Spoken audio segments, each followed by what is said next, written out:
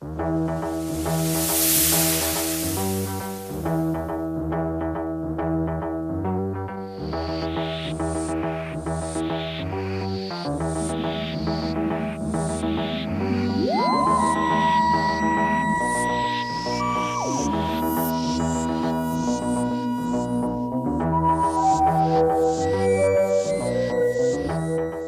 ladies and gentlemen, Nick here, and welcome to a little Doctor Who Season 1 ranking. So this is my ranking of all of the Doctor Who stories from Season 1, 1963 to 64, starring William Hartnell as the Doctor. I should probably let you know now that there's going to be some noise outside. You might be able to hear that in the background, I apologise for that. So, this will hopefully be a short ranking. I explain more of the points why I like or not to like certain elements of a story or the story themselves in their own reviews, so go check those out. Before we start, I'd like to make an honourable mention to the pilot episode. This one is being given an honourable mention because it's not an actual story, nor is it an actual special. It's just a one-off original version of episode 1 of what is now episode 1 of The Unearthly Child. And yeah, so it's getting its own special mention. I will say where I would put it if I was including it in the actual list. I would say where it goes later, and also I'll be saying later where I would put An Unearthly Child episode 1 on its own, separated from the other 3 episodes, and where that one would go compared to where the 4-part story itself, as it is on the list. So the stories are An Unearthly Child, The Daleks, The Edge of Destruction, Marco Polo, The Keys of Marinus, The Aztecs, The Sensorites, and The Reign of Terror. So let's get on with the list. Starting, of course, with number 8. Number 8. Oh, God. At this point of Doctor Who, as it is now, this is my least favourite story of not just the season, but of the show, as number 8 of a Season 1 ranking list is quite obvious. However, I do not think that the case of the latter point will be going away anytime soon.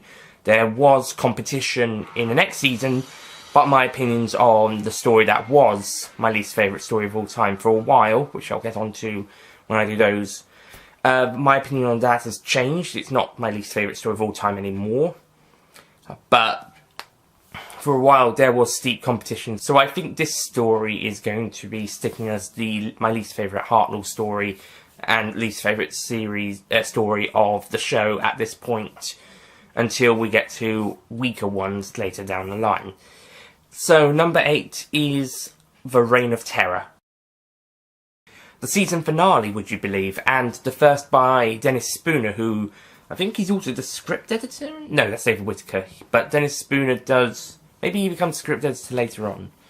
In which case, I think he does a good job at script editing. He definitely does a good job in his later scripts compared to his earlier scripts as an actual writer. I would probably say the same with Douglas Adams later down the line, despite the fact he got even less to write, sadly. Anyway, with Reign of Terror, I've explained quite a lot in my review, but I just don't really like the story. I mean, the story's alright, but it's a bit... For me, personally, I just get agitated by most of the characters, mainly antagonists. In fact, I think they're all antagonists that aggravate me. So just lots of dicks in this story, and yeah, it just annoys me the hell out of it. And also, characters keep going in circles, okay? I say going in circles. Ian, Barbara and Susan, they're captured, but then Ian is spared, so because he talks to a spy, and Barbara and Susan are rescued, and Ian is rescued in a way, and then all 3 of them get captured one way or the other, but then they're all rescued again, one way or the other again. And yeah, and I hate the subplot in episode 2 where the Doctor has been forced to work on the road by this dick of a guard person. Hate that. That's probably one of my least favourite moments in the show. It was in a Universal's video. One of my Nick clones did it.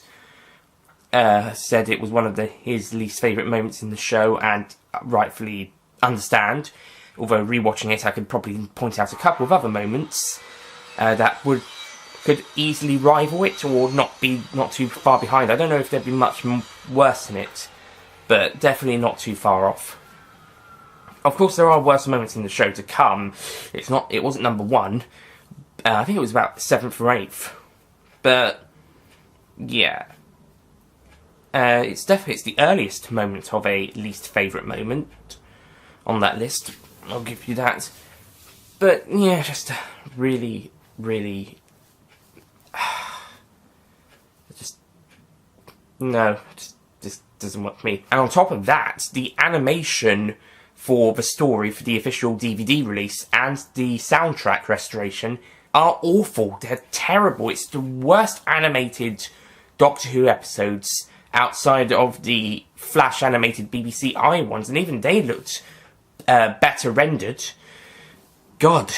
As for the sound, it's also pretty bad. Animated stories or episodes later in chronological order, such as the 10th Planet, the Moon Base, the Power of the Daleks, I've got that one, the Invasion, the Ice Warriors, Sharda, the Infinite Quest, Dreamland, Scream the Shalka, and even the BBC Eye ones, they're probably they're all better done, and the sound all works better, especially the ones made for animation, like the BBC Eye ones, Dreamland, Infinite Quest, Scream of the Shalka, and the new Sharda bits, which fit perfectly with that. Even the animated missing episodes have better sound restoration than this. I don't know what it is. Marquez has done a really bad job with the sound restoration, and it's probably his weakest job since scoring the music for Ghostlight, which is disappointing. And the animation team just did a really bad job. Some bits are good, as I mentioned in the review, but it's mainly the problem with the faces. And yeah, I think the company got to do another one or two later down the line, and they did much better jobs. I think the 10th Planet and Moonbase did them. Pup and Fate of Sigma did them alongside Big Finish. They might have helped with the sound restoration, but in the end, no one makes this good. It's at best it's alright, but at worst it's absolutely awful. It's mainly, my main problem is with the characters. At least Power of the Daleks turned out better than I expected. Same for Sharda. The character movements especially in the case of the former, I was a bit worried on, but both of them turned out to be really good. So at least those were good when I was worried about those. So yeah, Reign of Terror, not a very good story, and with terrible reanimated episodes and sound to add icing on the cake. At least we got animated versions of the episodes, but they are the worst ones, in my opinion. So, and also, individual episodes are probably the worst, but that's not the animated's fault.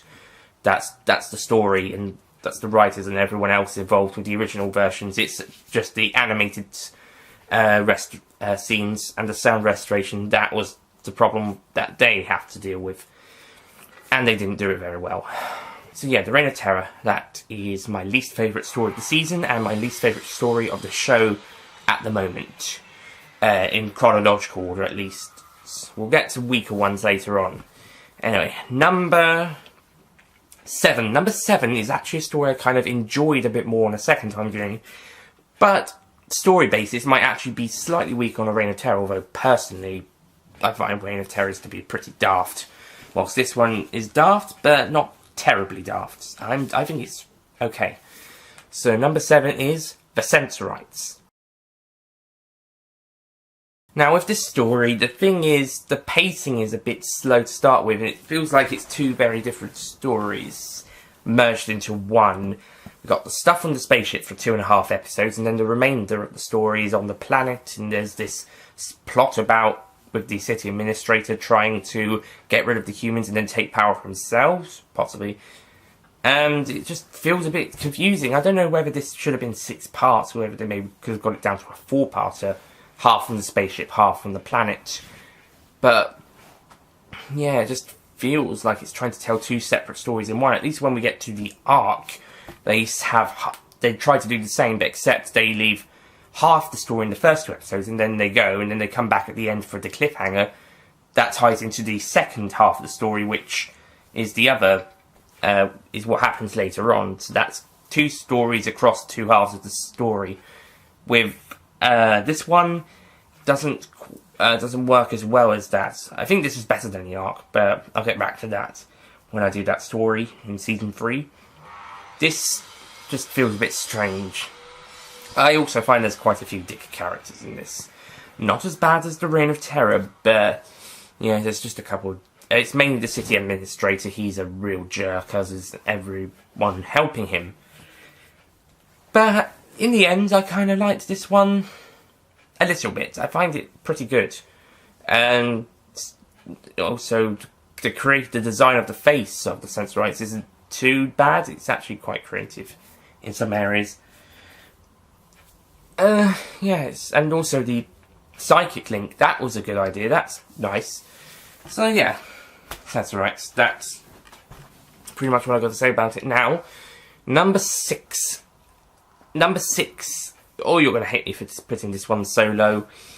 It is An Unearthly Child. Right, the reason I put this one down so low is because of episodes 2, 3 and 4. Oh my god. So tedious. The first episode, on the other hand, is brilliant. It's great. It's a landmark in history. Certainly my clone's favourite moment of the entire show's history was the very first scene with the camera passing the policeman into the junkyard and onto the TARDIS. But the rest of the story after episode 1 is... This is why I'm saying it should be a 1 and a 3-part story. It should be separate. And not a 4-part story, but... oh well! But yeah, the caveman stuff is pretty weak.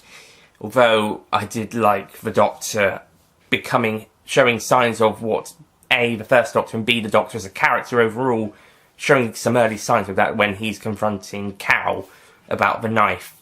That was a really great moment. I really liked that. That's probably one of my favourite moments of the season, other than that first shot and the Daleks reveal, and quite a few moments from the Keys of Marinus. But that's definitely up there. That was a great moment. Yeah, but after the very... I wouldn't say it's a perfect first episode, but it's definitely a brilliant start. But sadly, after a brilliant start, it goes downhill a bit quickly. So that is why An Unearthly Child is this low. Had it been 2 separate stories, one of them would have been a lot higher, and one of them would probably be around the same place, if not slightly lower than where we currently are. I'll get back to that later. Number 5, we're nearly halfway. Number 5 is Marco Polo.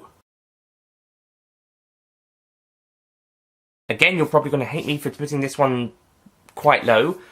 But the thing is, with Marco Polo, is the pacing is too bloody long. It's too long, and there's it's too slow pacing. The first 4 stories are basically people setting up camp and doing a couple stuff whilst they're on the big journey. I know the journey's a long journey. It's China on foot, but with a lot of stuff to carry. But still,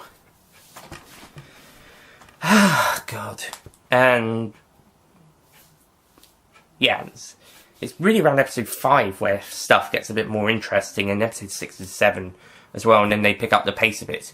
That being said, episode 7 has a very rushed ending, with the TARDIS crew just running into the TARDIS on the orders of Marco Polo, like that, as soon as Tagana is killed, or around that time. All that slow pacing, and the ending is rushed.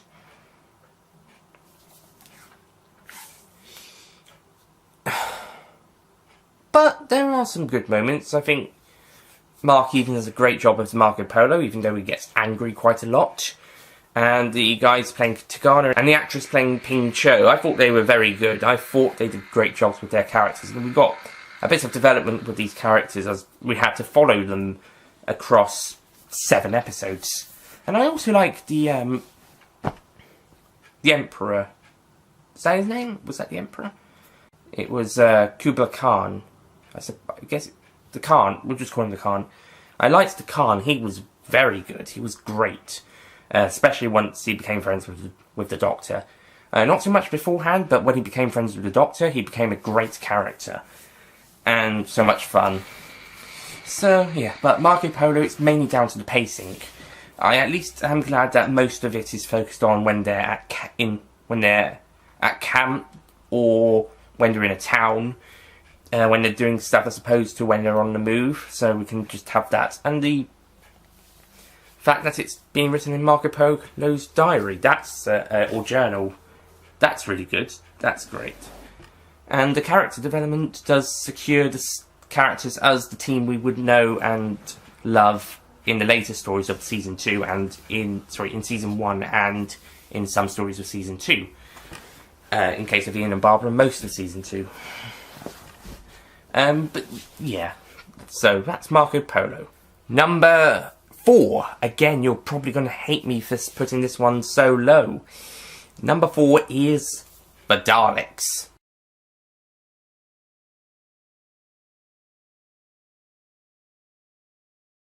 Now this one, again, has some pacing problems, but I think the story is a lot better, and the pacing is a bit better than Marco Polo. So the Daleks has that for going for it. Plus, it's got the Daleks in 6 of the 7 episodes, so that's great. And yeah, after bloody Reign of Terror, I could do with another Dalek story. Don't worry, Season 2 will have 2 of them. Yeah, I'm not really going to talk about this one too much because I've said quite a lot already and I've done quite a lot in the reviews. But I will say that this was a very good start for the Daleks. And the story itself is a great story and the Files are great allies. I do think the ending was rushed a bit with the big battle in the Dalek room. I also think some bits were better done in the 1965 film, Doctor Who and the Daleks, such as the battle. And also, I think the Dalek voices were slightly better.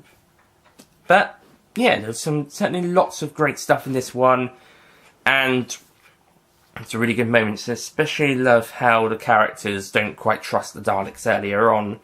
Uncertain who to trust, I should say. And then by the end, they know that the Daleks are... Yeah, we can't reason with these guys. I don't think, like I said in this review, that they quite had... They had the Nazi feel in the story, but they don't have the complete superior rulers of the universe feel just yet. Probably because they haven't ruled the universe, but come Dalek Master Plan, they will. But we can definitely see the signs of Nazism in the Daleks very early on, and I think it's only going to grow with the future stories till they become the wannabe masters of the universe. In a sense, which is something we'll have to watch out for later in the season, later in the first, second, and third Doctor's eras, before becoming a bit more spread out. Actually, no, it'd be more the third Doctor's era. It's when it becomes a very spread out master plan, and then the third Doctor's era are probably the most notable pre-Genesis points of them wanting to become masters of the universe. So yeah, the Daleks, great start for the Daleks. And Files as well, because the File's going to pop up again in a couple of future stories. Number 3. Number 3 is my favourite of the first 4 stories, which all got 8 out of 10. So I'm going to reveal my favourite of the 4 stories that got 8 out of 10, and it is The Edge of Destruction. Now, most of you are probably saying this is the weakest of the season, or one of the weaker ones. But personally, I thought it was a great story. It was mainly because it developed the 4 characters a little bit more than it had in the first 2 stories. Just bringing them round a little bit more to the characters we would know and love, and how they would interact with each other and others, and with the story that we'd come to see, starting with Marco Polo. And by the Keys and Marinus, they had certainly got it.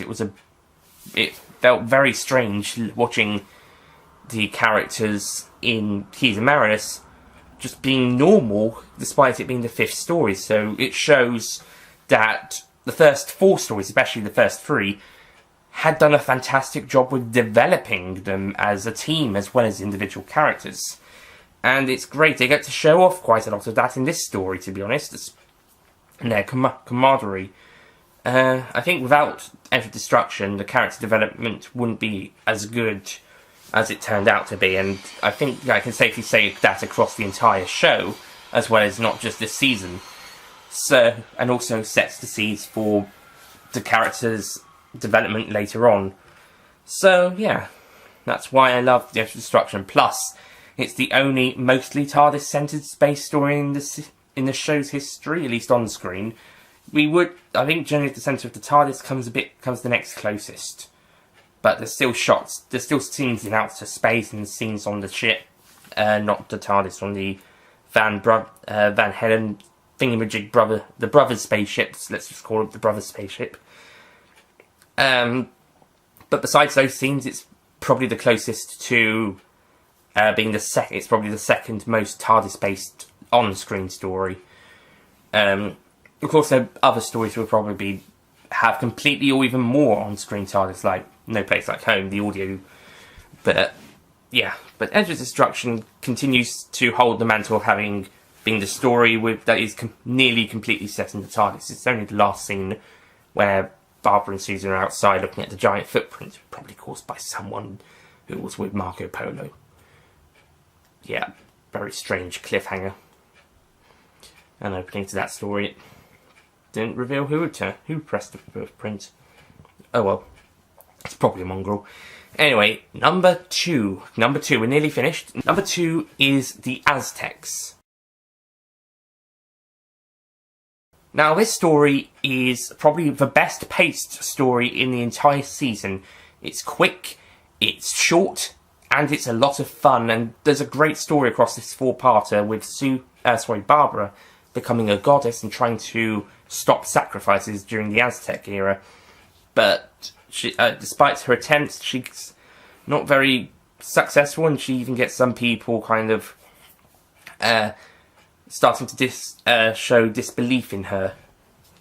Whilst also she and the TARDIS crew are doing their parts of the Aztec era, whilst also trying to get back to the TARDIS. And I think it's done really well. There's also some really great side characters, both allies and villains. And yeah, it's done really well. So yeah, that's the Aztecs. So I would have liked Kamika, I think that's her name, to become a companion, because she was a really great character. Maybe not for long, maybe she could have just gone for a couple of adventures before leaving, but I think she would have been a great companion. Hey, she would have been better than Katarina. So yeah. So that's the Aztecs. That was great. And it's probably the best historical story at this point in time. I think there's going to be some better ones later on, though. But before we get to those, we've got number 1. Number 1 is The Keys of Marinus. Oh, this story is just brilliant. I really enjoyed this one. First of all, it's not your typical 6-parter. The story is kind of... There's different stories in each of the episodes, apart from 6 continuing the story from 5 for half the episode, and then having to wrap up everything in the last half. Whilst it does that pretty well, it doesn't quite have the entire episode to be its kind of own episode, say. Like I said, compare it to Key to Time. You've got Ribus Apparition, Pirate Planet, Stones of Blood, Andrew Dotara, Power Kroll, Armageddon Factor. How would you like it if if Power Kroll continued into half of Armageddon Factor and then Armageddon Factor wrapped it up quickly? It's like that, in a way. But yeah, it still works really well as it is. I would have liked to have seen more. I think the stuff in episode 5 should have kept to episode 5, and 6 should have been expanded more at the end. But oh well, it's still really good as it is. The mystery stuff towards the end is probably the weaker element, but still really good, and I really enjoyed the middle parts of the story. The first one does take its time to get off the ground, but it does it in such a really good way. I think Daleks did a pretty good job, but it didn't keep the interest too high. I mean, it was some good, interesting bits, and I would say the same for a bit more than so with An Unearthly Child's first episode.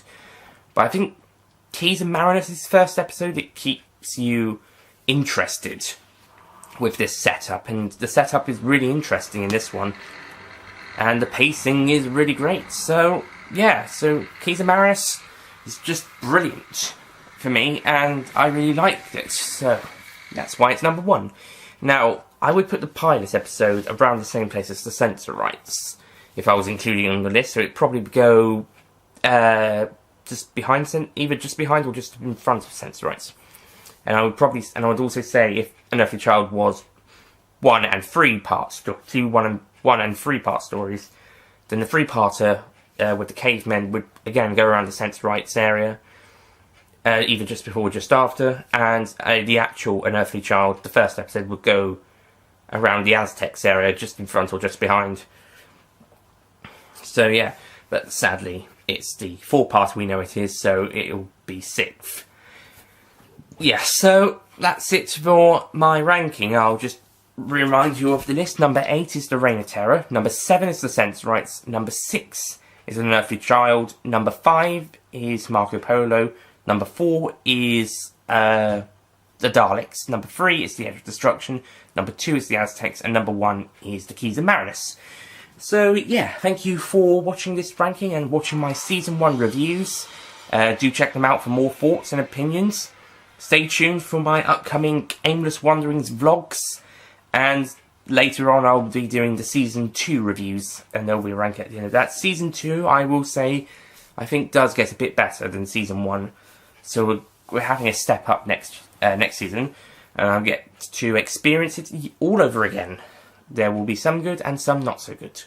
So I'll see you guys when I do that, and I'll see you for the Aimless Wanderings vlogs and everything else that comes. There'll be more movie reviews, certainly. So, thank you for watching. I'll see you guys next time. Goodbye. Don't forget to click below to subscribe to the official Nick Payne Extra YouTube channel.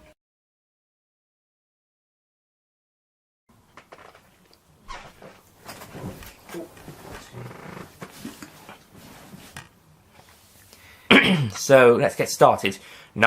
I shall tell you the stories first. So, I think Reign of Terror, And on top of that, again, future animated, animated stories or episodes, excuse me, but even, as for the, episodes that are animated, yeah, the Reign of Terror, completely disappointing.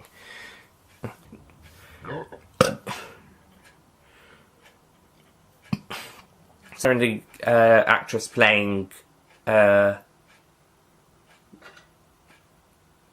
it, what's her name? Pincho. And the actress playing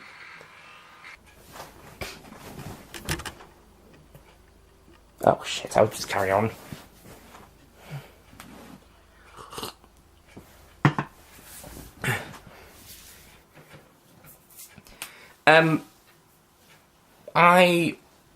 Number 2 is, hey, she was better than she would have been better